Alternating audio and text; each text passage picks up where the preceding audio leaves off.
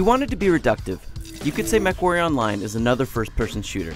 But unlike games like Quake, Unreal, and Call of Duty, MechWarrior offers unique pacing. Each lumbering step of your customized machine matters, and maneuvering and angling your body is as big a part of the strategy as working with your teammates.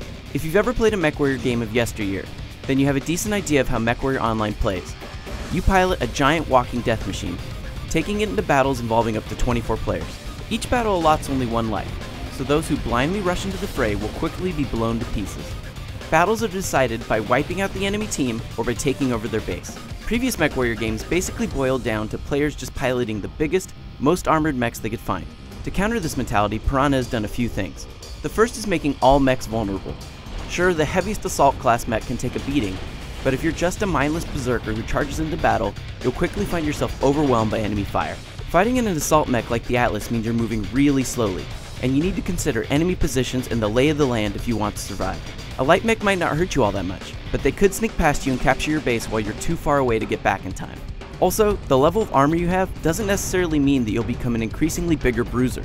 For instance, the medium hunchback mech can still be a bruiser thanks to its heavy armor. Or there's the catapult. While it's technically a heavy chassis, it forgoes a ton of armor in exchange for jump jets and long-range missiles, making it great at long-range harassment and support.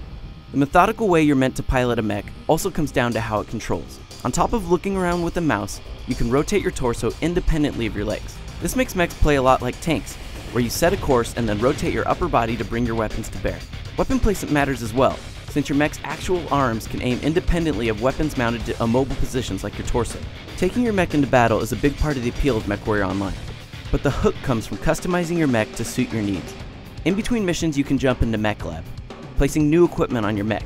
This means that you can buy the default chassis and, depending on the type of hardpoints it has, equip it with very different weapons. The key thing you have to balance is the mech's weight limits as well as how much heat it generates when firing. You could give it a ton of lasers, but rapidly firing them in the heat of battle causes your mech to shut down and leave you vulnerable. A smart mech pilot considers armament very carefully, making sure to not overload it with more guns than it can effectively use, and also placing guns in the most strategic places. While many details on upcoming systems are yet to come before its summer release, it's already fun pounding the ground in gigantic machines and blasting the hell out of the competition.